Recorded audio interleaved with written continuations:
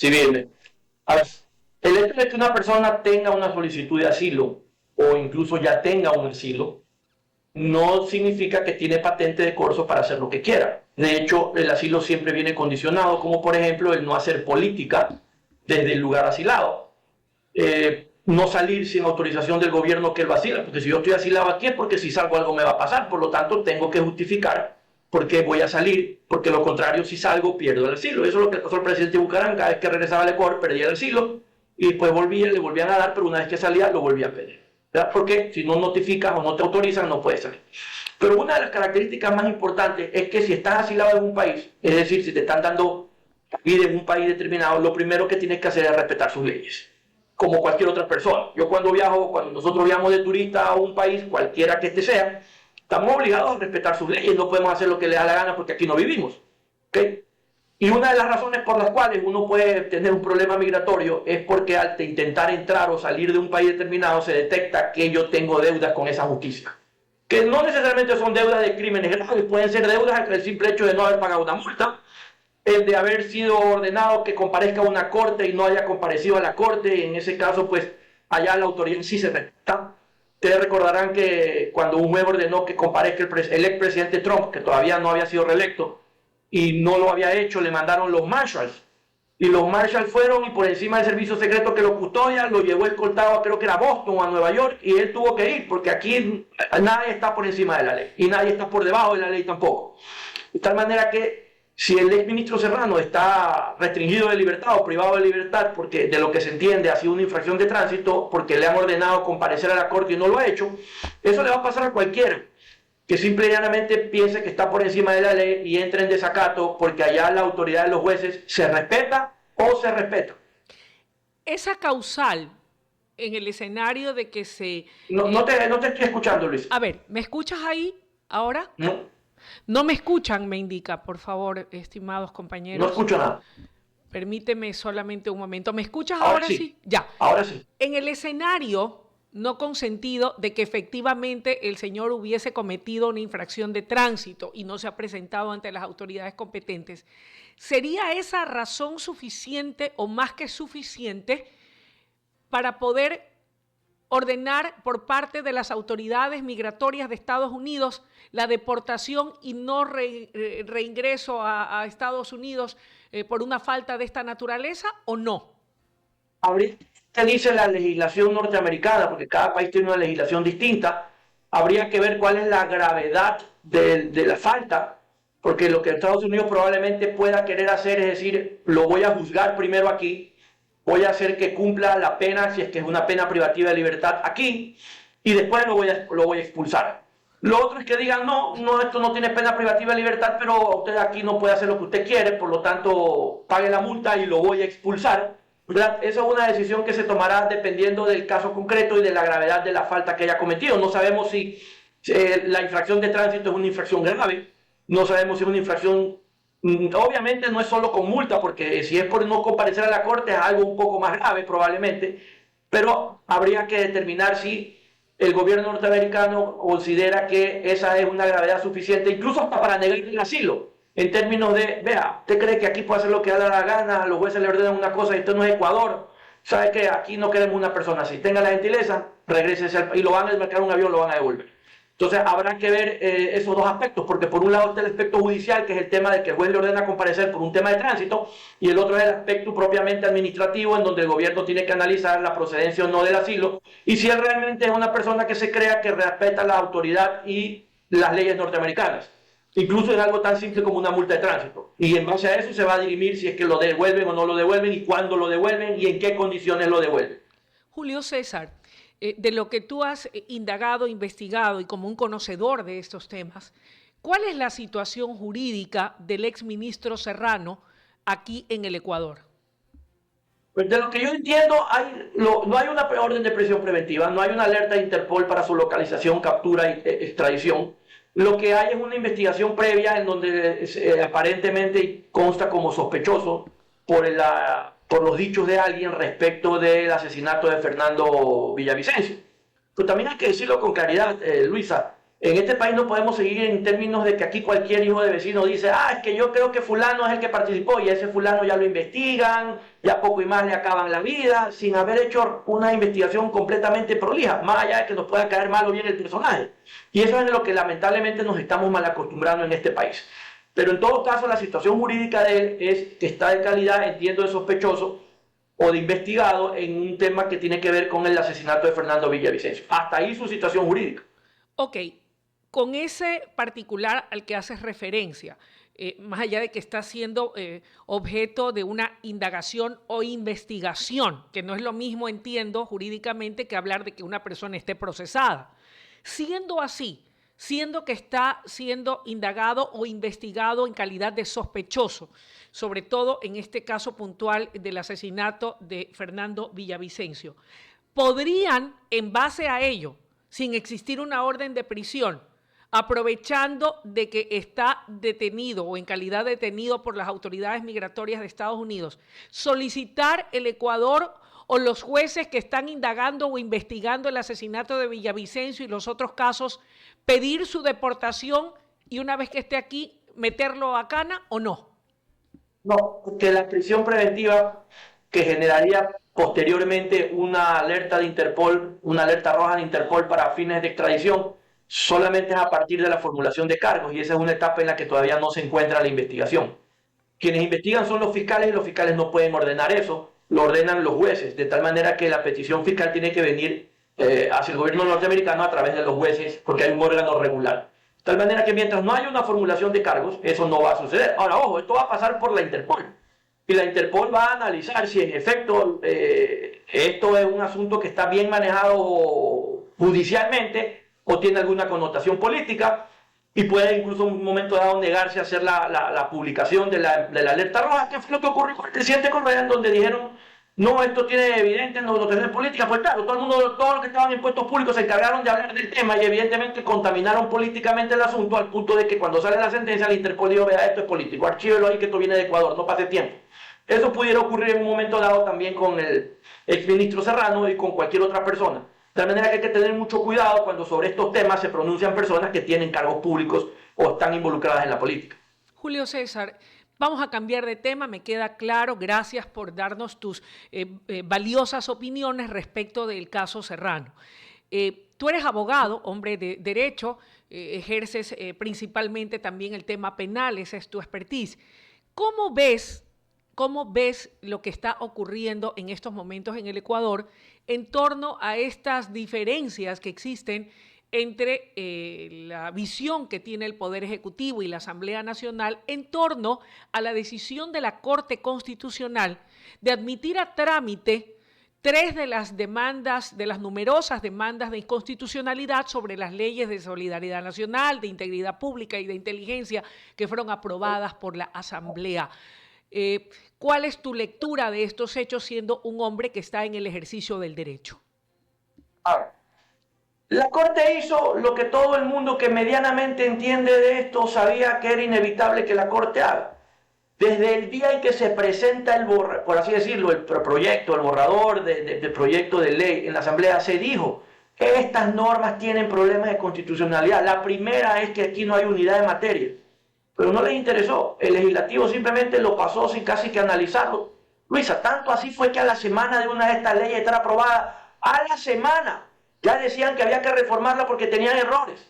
Después salió otra y dijeron que no, que también tiene errores. Entonces, ¿de qué nivel legislativo puede haber? Es una norma que no tiene una semana de vigencia, está caliente todavía el papel en que le imprimieron y ya la tienen que ya te dan cuenta que tiene errores.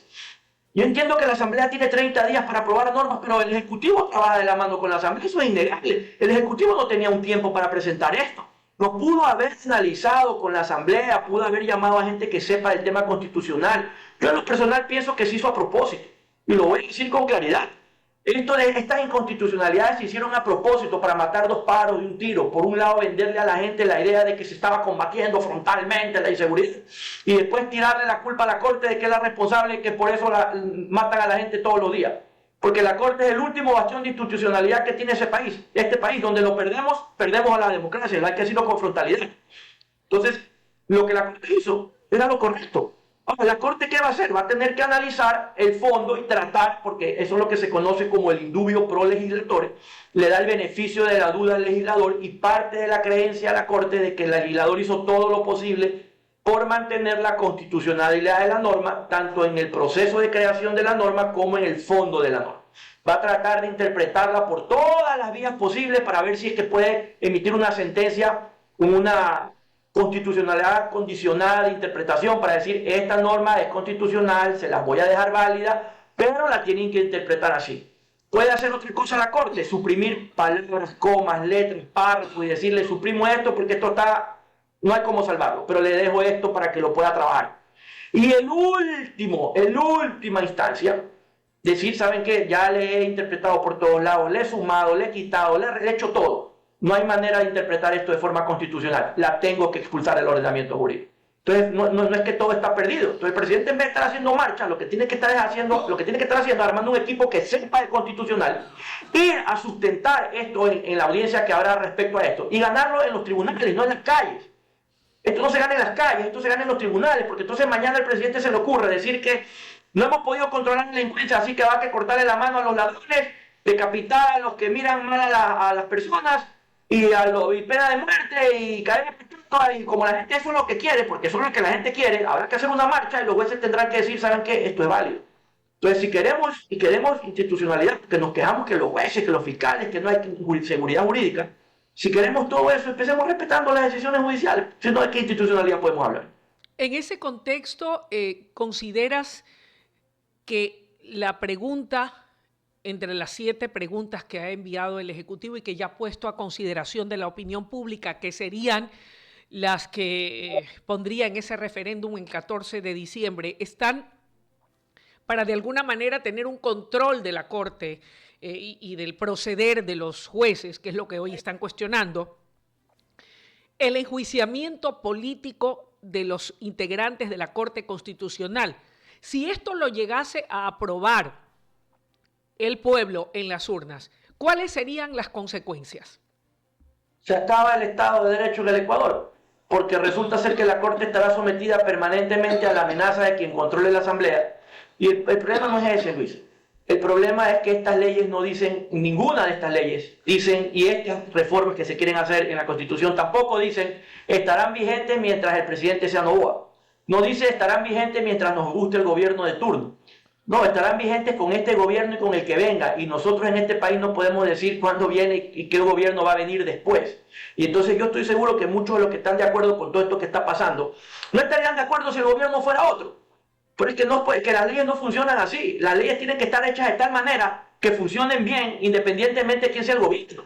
Pero estamos creando leyes y apoyando leyes para el gobierno de turno, para el gobierno que nos gusta. Y cuando nos guste, ¿qué vamos a hacer? Vamos a decir que entonces ahora sí estas leyes están mal hechas. Es gran parte de nuestro problema. Que estamos creando leyes para el gobierno de turno. Y el gobierno de turno no sabe Dios cuánto va a durar, porque en este país no se sabe si va a durar 4 años, si va a durar 8, si va a durar más. Porque ni siquiera eso podemos tener una certeza. Entonces creo que estamos haciendo algo que de lo cual mañana o más tarde nos vamos a arrepentir. ¿Crees porque entonces, estas leyes puestas en las manos equivocadas son un problema para la seguridad de la gente? Julio César, ¿crees entonces que si lo que se buscaba era cambiar la Constitución en virtud de que al parecer pues a muchos no les agrada, les incomoda, consideran que está mal concebida, estiman que algunos de sus artículos no son los apropiados y que tienen muchas limitaciones, por ejemplo, en el tema de la inversión a sectores estratégicos y demás? ¿La solución habría sido ir hacia una constituyente o aquello habría sido peor? Bueno, creo que una constituyente hubiera sido lo apropiado, porque esto de andarle haciendo arreglos a la Constitución por aquí, por allá, por acá, no, pues da la impresión que nos vamos a pasar los próximos 4 años cada 6 meses en consulta o en referéndum, y así no funciona. Hagan las cosas de una vez completas. Sienten a un grupo de gente que sepa, que no tenga nada que ver con la política, que redacte una constitución para el futuro. Pero aquí el problema, ¿cuál es, Luisa? Que cada gobierno quiere sus propias leyes y su propia constitución. Pues tenemos ya como 20. Y así no funciona. Entonces tenemos que sentarnos y hacer una constitución con gente que sepa de esto, que no tenga pues vinculaciones políticas para que esto sea estrictamente lo más objetivo posible. Y de lo que la gente más se queja es el tema de los derechos humanos. Pero esto es muy simple, Luis. Pues quien conoce esto, lee la Constitución y se da cuenta que hay artículos que tienen que ver con los derechos humanos que son copiados literalmente de convenios internacionales en donde el Ecuador es parte. Entonces, si mañana nosotros derogamos todo eso de la Constitución, no va a haber ninguna diferencia porque el Ecuador sigue vinculado a esos convenios internacionales. El Ecuador tendría que empezar denunciando los convenios y saliéndose del sistema universal de derechos humanos. ¿Sabe usted lo que va a pasar si el Ecuador hace eso? ¿Sabe usted quién es la primera persona que van a llamar? Al ministro de Finanzas lo van a llamar. Lo van a llamar el BID, el Banco Mundial, el Fondo Monetario. Van a decir, vea señores, ustedes no son compatibles con lo que pasa en el mundo. Tengan la gentileza de darse por notificado que todas sus obligaciones con el sistema monetario internacional están de plazo vencidos a partir de hoy. Esperamos la transferencia y no vengan aquí a pedir más plata. ¿Sabes lo que ocurre con el Ecuador? Le va a durar la cantaleta menos de lo que le duró cuando le dijo al gobierno de Trump que no le recibía a los deportados. Entonces hay que ser conscientes del daño que se le hace al país. Porque estamos hablando como que el problema es la Constitución. Bueno, la Constitución en materia de derechos humanos ha copiado convenios internacionales. Salgamos de los convenios para ver cuánto duramos en el contexto internacional. Eso no se le dice al país. Y el problema no son las normas, el problema es que quienes las aplican no entienden, no quieren entender y no los han depurado. Y por ese lado no están haciendo nada, porque claro, donde los depuran y las cosas funcionan, ya se acaba el cuco de que aquí las leyes no funcionan.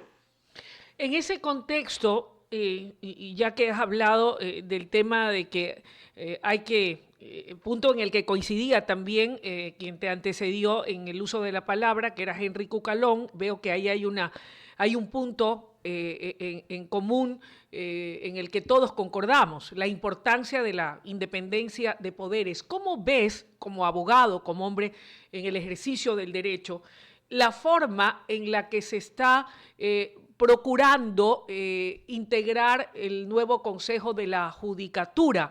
Esto habida cuenta de que era la lectura de Henry Cucalón, quisiera escuchar la tuya, de que, por ejemplo, dentro de las preguntas de la consulta popular se está considerando plantear, ya no como en el pasado, cuando fue la consulta convocada por Guillermo Lasso, donde se pedía quitarle las facultades al Consejo de Participación Ciudadana de la designación de las autoridades de control y nada más, o sea, pero que se mantenía. Ahora el presidente Noboa está proponiendo que desaparezca definitivamente.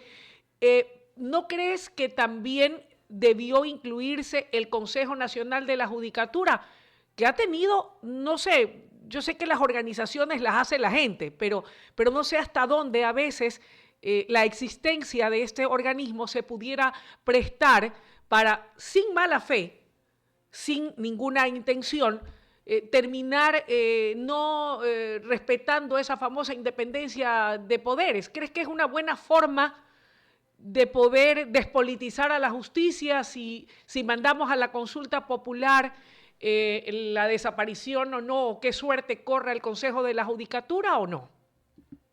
No, por una razón muy simple, y usted lo ha manifestado. El problema, las instituciones las hace la gente.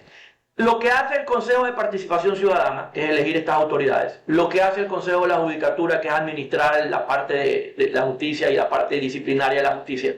Si desaparecen ambas instituciones, ese trabajo no desaparece. Esa necesidad de que alguien haga ese trabajo no desaparece. Por lo tanto, esas facultades tienen que pasar a alguien. No interesa a quién se las demos. El Ecuador ha intentado todas las fórmulas, Luisa, y ninguna ha funcionado.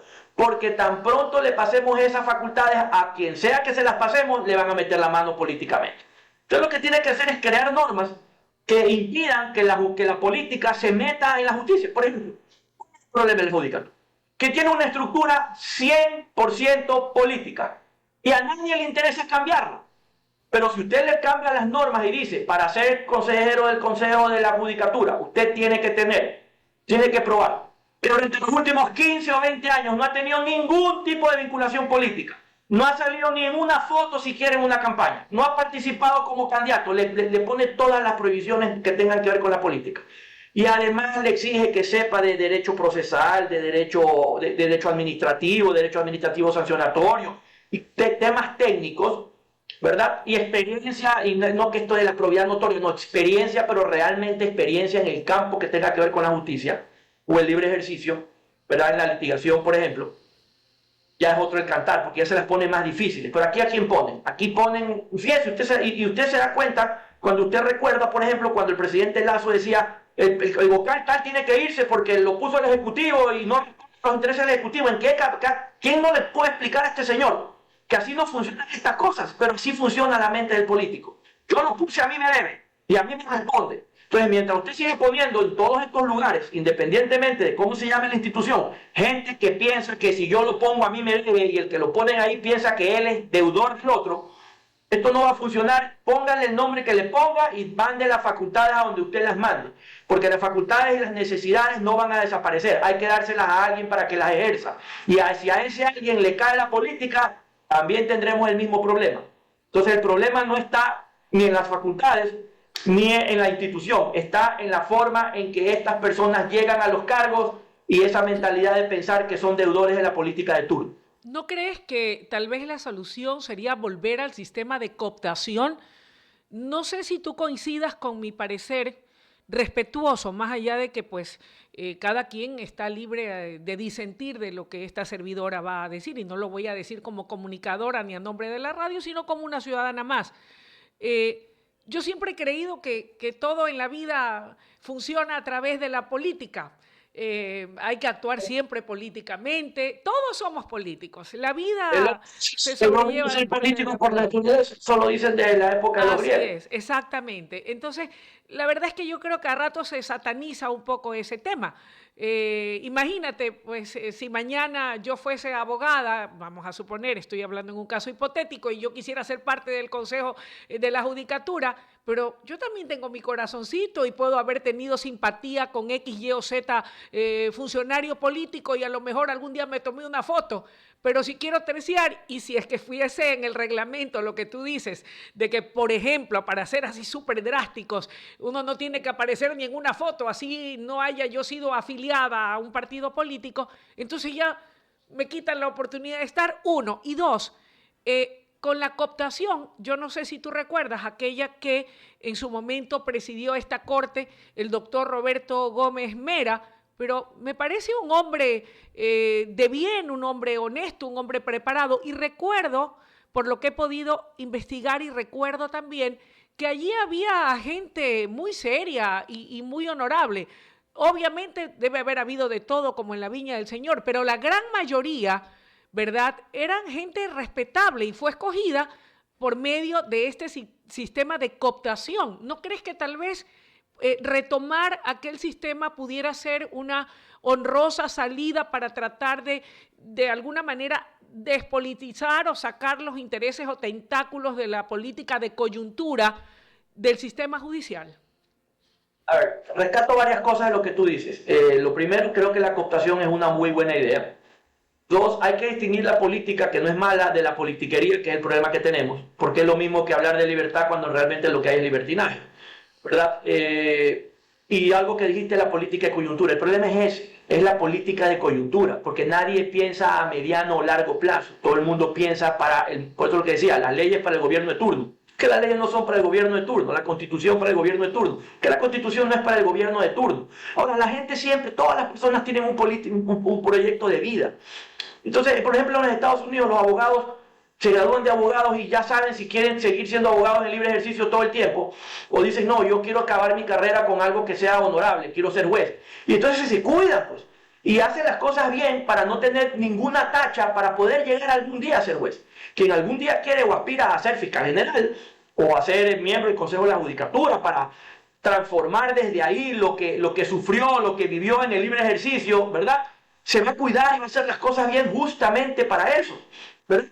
Pero el problema es que a mí me da la gana, ya si por el oportunismo del momento, político del momento, tocó aquí, ya, hagámosle. Y tienen pues una cola o un rabo de paja impresionante. El problema no es haber participado en la política, el problema es que nuestra política no está bien concebida y no funciona necesariamente como tiene que funcionar.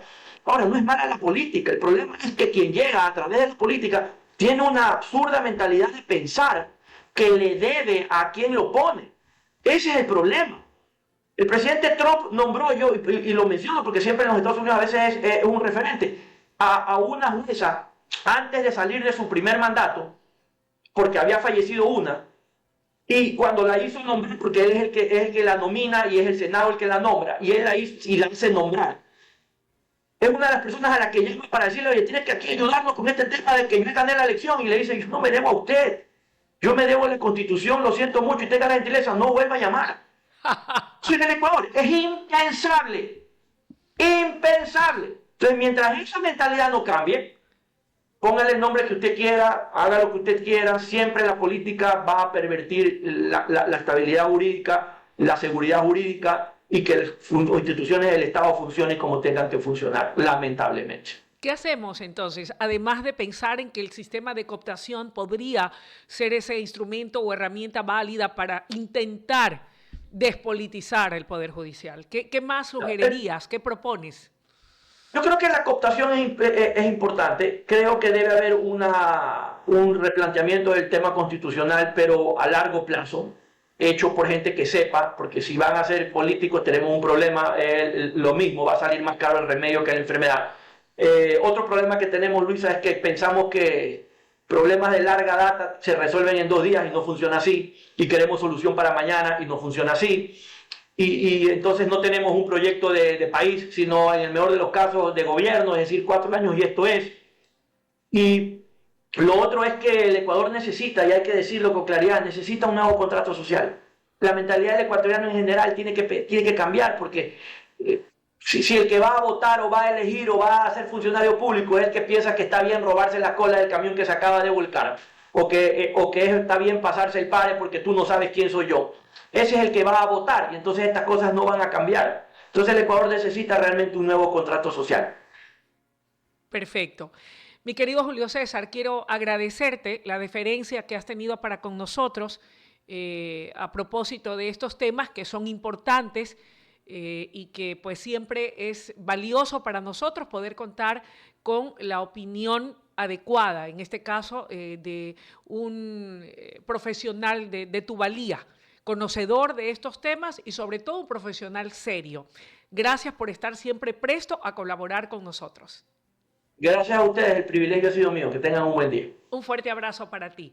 Son las 9 de la mañana con 6 minutos, 9 y 6 minutos en la mañana. Momento de ir a una breve pausa y cuando regresemos tendremos mucho más aquí en el Noticiero Nacional de WQ Radio.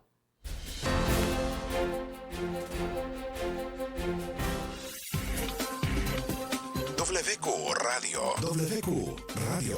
Está siendo retransmitido por Radio Candela 90.7 en la provincia de El Oro y Diario Opinión. 1, 2, 3. En WQ Radio, inicio de espacio publicitario. Inicio de espacio publicitario. Después de un accidente de tránsito, cada minuto es crucial para las víctimas. Por eso, usa tu celular para